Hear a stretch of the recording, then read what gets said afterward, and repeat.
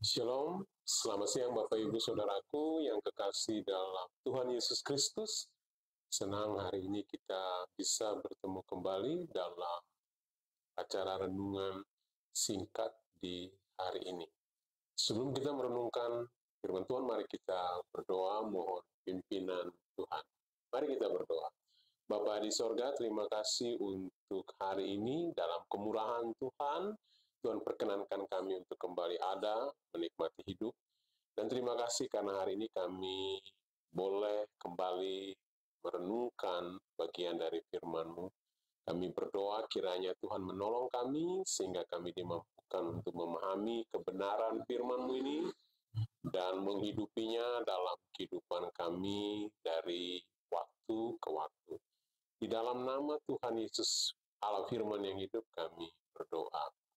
Amin. Bapak Ibu Saudaraku yang kekasih dalam Tuhan Yesus Kristus, hari ini ketika renungan ini dibuat, ini tanggal 16 April 2025, kita sedang berada dalam Minggu Suci, Minggu Perayaan Kematian dan Kebangkitan Tuhan Yesus Kristus. Karena itu terkait dengan kematian dan kebangkitan Tuhan Yesus Kristus, saya ingin mengajak kita membaca bagian firman Tuhan dari Injil Lukas pada pasalnya yang ke-22 ayat 54 sampai dengan ayat yang ke-62. Baik, saya akan membaca bagian firman Tuhan itu dan Bapak Ibu akan mengikutinya pada Alkitabnya masing-masing. Demikian firman Tuhan. Petrus menyangkal Yesus. Ayat 54, lalu Yesus ditangkap dan dibawa dari tempat itu, ia digiring ke rumah imam besar, dan Petrus mengikuti dari jauh. Di tengah-tengah halaman rumah itu orang memasang api, dan mereka duduk mengelilinginya. Petrus juga duduk di tengah-tengah mereka. Seorang hamba perempuan melihat ia duduk dekat api, ia mengamat-amatinya, lalu berkata, juga orang ini bersama-sama dengan dia. Tetapi Petrus menyangkal. Katanya, bukan, aku tidak kenal dia. Tidak berapa lama kemudian seorang lain melihat dia lalu berkata, engkau juga seorang dari mereka. Tetapi Petrus berkata, bukan, aku tidak. Dan kira-kira sejam kemudian seorang lain berkata dengan tegas, sungguh orang ini juga bersama-sama dengan dia, sebab ia juga orang Galilea. Tetapi Petrus berkata, bukan, aku tidak tahu apa yang engkau katakan. Seketika itu juga sementara ia berkata, berkokoklah ayam. Lalu berpalinglah Tuhan memandang Petrus, maka teringatlah Petrus bahwa Tuhan telah berkata kepadanya, sebelum ayam berkokok pada hari ini, engkau telah 3 kali menyangkal aku. Lalu ia pergi keluar dan menangis dengan sedihnya. Saya percaya bagian firman Tuhan ini adalah bagian yang sudah tidak asing bagi kita. Sekitar merayakan Jumat Agung kematian Tuhan Yesus dan Paskah kebangkitan Tuhan Yesus, kita seringkali bertemu dengan kebenaran ini. Dan kita tahu ini sebuah narasi dari Injil pasal 20, Lukas pasal 22 ayat 54 sampai 62 ini sebuah narasi yang begitu menarik ya. Kenapa begitu menarik? Karena di sini dikisahkan tentang kegagalan seorang murid Tuhan. Orang yang kita kenal sebagai murid yang sangat vokal, murid yang sangat berani dan bersemangat ya, dialah Petrus. Tapi kemudian di sini diceritakan murid yang vokal, bersemangat dan pemberani saat bersama melayani dengan Tuhan Yesus itu adalah seorang yang kemudian dikisahkan dia menyangkal gurunya, menyangkal Yesus sebagai Tuhan. Nah, dari bagian ini kita belajar beberapa hal yang penting ya yang kita bisa pelajari dari kisah ini. Yang pertama, kita bisa mempelajari tentang bagaimana dalam cerita ini ada kerapuhan manusia yang kemudian terjadi ketika ada di dalam tekanan. Petrus sebagai orang yang saya kemukakan tadi, seorang murid yang begitu bersemangat ya, melayani Tuhan. Di ayatnya yang ke-33 dari Injil Lukas pasal 22 ini dikisahkan di situ betapa dia ingin bersama-sama dengan Kristus, tetap ada dengan Kristus, sekalipun Kristus itu dipenjara, bahkan dia kemudian menyatakan sikapnya bahwa dia hendak bersama-sama dengan Kristus sekalipun itu dalam kematian. Tetapi kemudian kita melihat dalam kisahan ini, ayat 54 sampai dengan ayat 62 dari Lukas pasal 22, di bawah tekanan, Petrus kemudian menyangkal Tuhan Yesus. Di sini menunjukkan kerapuhan Petrus sebagai seorang manusia. Sekalipun dalam kapasitas ya, seorang murid yang sedemikian rupa, dalam kondisi keberadaan rohani yang sedemikian rupa, tapi dia adalah seorang manusia yang rapuh. Ketika di bawah tekanan, dia kemudian jatuh dan gagal ya, di dalam dosa. Apa yang bisa kita pelajari dari hal ini? Bahwa kita seringkali begitu percaya diri terhadap kekuatan dan keberadaan kerohanian kita. Tapi lihatlah ya, bahwa seringkali tanpa anugerah Tuhan, tanpa bergantung kepada kekuatan Tuhan, kita kemudian bisa jatuh. Karena itu tidak ada seorang pun dari kita, sebaik apapun kondisi rohani kita, kemudian kita bersikap sombong, menjalani hidup ini tanpa bersandar penuh pada anugerah dan kasih Tuhan, maka kita akan mudah jatuh. Mari belajar dari apa yang kemudian ditunjukkan lewat pengalaman Petrus. Bergantunglah kepada anugerah Tuhan dan kekuatan Tuhan ketika kita menjalani hidup sebagai seorang murid Kristus. Yang kedua, kita belajar dari bagian ini betapa Yesus itu adalah Tuhan yang penuh dengan rahmat dan kasih-Nya.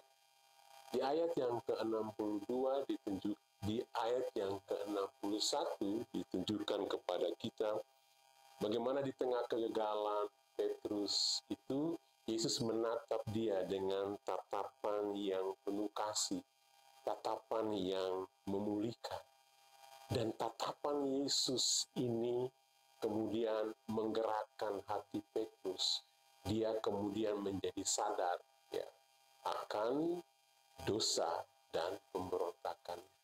Jadi kita belajar dari bagian yang kedua ini bagaimana tatapan Yesus yang memulihkan.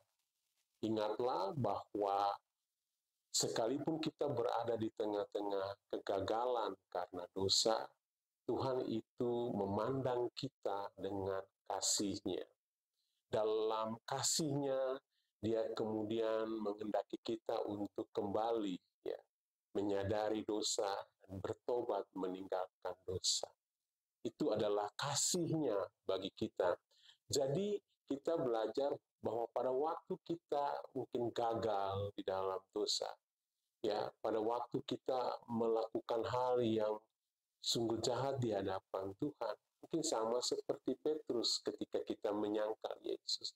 Tapi lihatlah, ingatlah bahwa Allah itu mengasihi kita. Dalam kasih-Nya Dia ingin kita kembali, menyesali dosa dan bertobat dengan sungguh-sungguh meninggalkan dosa dan kegagalan kita. Maka kasih Allah itu kemudian dengan terbuka hatinya menerima kita kembali dalam hubungan. Yang ketiga yang kita bisa pelajari dari bagian firman Tuhan ini, bahwa Petrus meresponi tatapan Yesus yang penuh kasih memulihkan dia itu dengan cara dia benar-benar menyadari dosanya dan dia kemudian meninggalkan dosanya. Kita bisa lihat itu di ayatnya yang ke-62. Ketika Yesus menatap dia, Petrus kemudian sadar, dan kesadaran dia itu dia tunjukkan dalam sikap ketika dia menangisi dengan sedih ya kegagalannya, penyangkalannya terhadap Yesus. Dan ini adalah sebuah bentuk pertobatan yang sejati. Tangisan dan kesedihan dari Petrus itu bukan sebuah rasa bersalah semata, tetapi ini adalah sebuah pertobatan yang sejati. Sebuah pertobatan yang menunjukkan kepada kita bagaimana Petrus hancur hatinya di hadapan kesadaran akan dirinya sebagai manusia yang berdosa dan di hadapan kasih Yesus yang sebenarnya tidak layak dia terima karena dia manusia yang berdosa.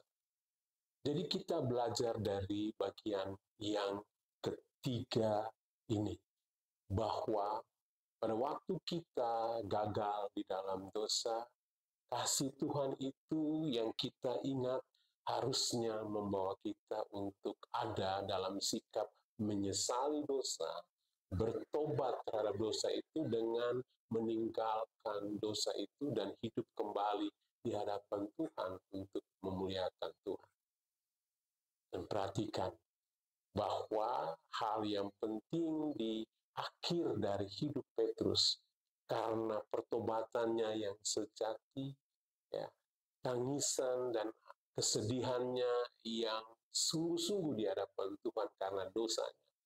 Lihat, Tuhan memulihkan hidup Petrus.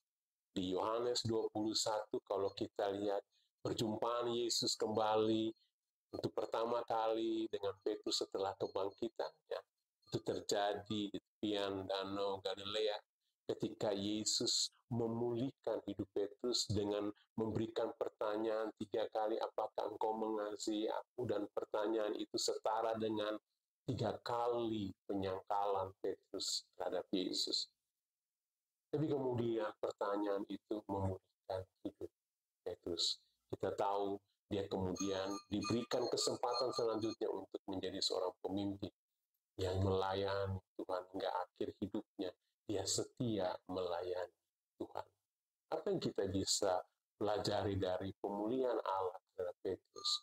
Bapak, Ibu, Saudaraku, segagal apapun kita, kegagalan kita itu tidak akan pernah bisa menggagalkan kasih Allah yang dicurahkan kepada kita, menggagalkan rencana Allah yang hendak terus memakai kita, menjadikan kita alat kemuliaannya, seperti Petrus.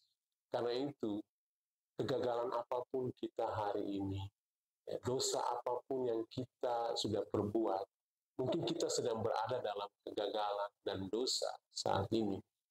Ingatlah, di masa kita merayakan kematian dan kebangkitan Kristus untuk penebusan dosa kita, mari ingat, kasih Allah tersedia bagi kita. Kasih Allah dicurahkan bagi kita. Dia ingin kita kembali padanya dan kemudian menikmati hidup dalam pemulihannya ketika dia memulihkan kita dan memakai kita untuk hormat dan kemuliaan.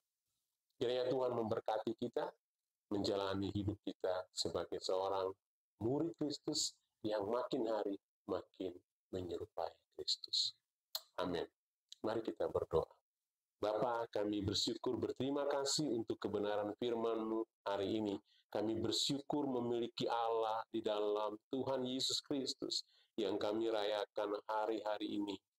Kematian dan kebangkitan-Mu bagi penebusan manusia berdosa dan termasuk kami. Terima kasih karena kami kembali diajar lewat kebenaran firman-Mu hari ini, lewat bagaimana Engkau menyatakan kasih-Mu dalam kehidupan Petrus. Dan kami tahu bahwa kasih yang sama Tuhan anugerahkan bagi kami.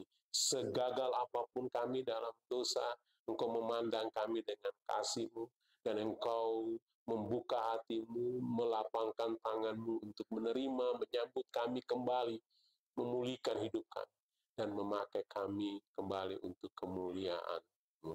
Tuhan, terima kasih, kiranya Kau dorong kami, Kau ajar kami untuk mendekat, untuk datang kepada Engkau, dan berpaling kepada Engkau dalam apapun kegagalan dosa yang kami sedang hidupi hari-hari ini. Kiranya kami kembali dalam kesadaran, bertobat, dan meninggalkan segala kegagalan dosa kami untuk hidup memuliakan Engkau sepanjang kehidupan kami. Terima kasih, berkati kami, berkati kehidupan kami di sepanjang hari ini dan waktu-waktu yang akan datang. Kiranya kami tetap Tuhan temukan memuliakan Engkau. Di dalam nama Tuhan Yesus, Allah kami yang hidup, kami